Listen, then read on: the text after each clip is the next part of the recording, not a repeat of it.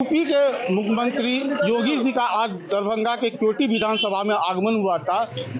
आगमन के बाद यहाँ के लोगों में काफी उत्साह है। यहाँ पे हमारे साथ कुछ लोग हैं, आइए समझते हैं कि योगी के आगमन के बाद जो है वोट करने की जो परंपरा रही है मिथिलांचल में, खास करके इस बहुबल क्षेत्र में, क्या लोगों का प्रतिक्रिया है उनके आगमन के बाद और कितना उत्साह है, इन लोगों से हम समझते हैं। जी, क्या नाम हुआ आपका? बीना मिश्रा। बीना जी, आज योगी जी का आगमन हुआ था, कितनी खुशी है?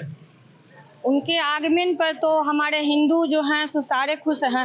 वो हिंदू का एक सम्राट है, हिंदू दिलों का धड़कन है।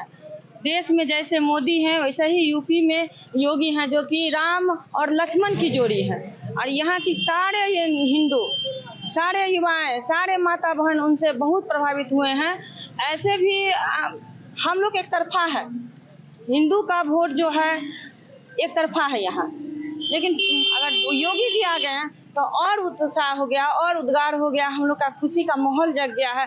यहाँ जाले की विधानसभा, केवटी विधानसभा, बिस्फी विधानसभा सब नज़दीक में है, तो इससे सब मतलब कि प्रभावित हुए हैं। सबका दिल एकदम खुश हो गया जो यहाँ आए, हमारे मिथिलांचल की धरती पर आए। उनको बहुत हार्दिक स्वागत, हार्दिक अभिनंदन है।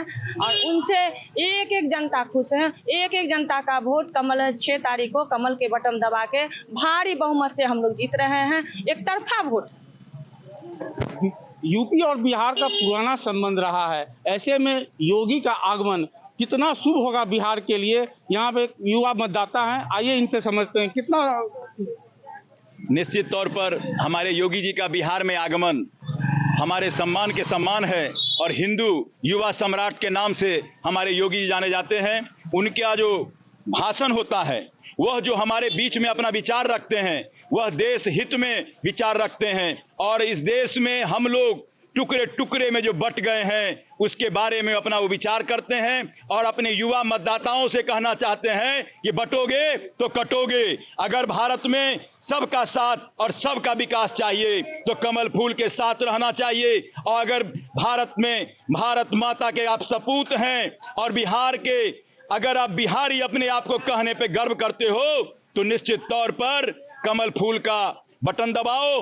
और यहाँ जो हमारे प्रतिनिधि, हमारे युवा मतदाता, सभी लोगों से वो आग्रह करते हैं कि हमारे जो वर्तमान में जहाँ जहाँ विधायक की चुनाव में, बिहार विधानसभा के चुनाव में जो लोग युवा खड़े हैं, उनका अपना मत देकर भारतीय जनता पार्टी को, एनडीए सरकार को भारी मतों से विजय बनावें। और आप जो आज योगी जी का भाषण सुने हैं, क्या पाया योगी जी के भाषण में आपने, और क्या मूड बना रखा है इस बार? 70 साल आज़ादी के बाद पहली बार इस देश के प्रधानमंत्री एक संत जिस गद्दी पर बैठे हैं, ऐसा कभी नहीं हुआ 70 साल में। जो हमारे देश के यशस्वी प्रधानमंत्री श्री नरेंद्र भाई मोदी 70 साल आज़ादी के बाद यह पहली बार उस गद्दी पर बैठे हैं। योगी मोदी का जोड़ी ऐसा है कि सिर्फ राम के लिए ही नहीं, सीता मैया के लिए भी सोचे हैं कि राम का भी मंदिर बना तो सीता माता का भी मंदिर बनेगा। इसीलिए ये बहुत बड़े आभार हम प्रकट करते हैं इन लोगों को जो माता सीता के लिए भी सोचे हैं।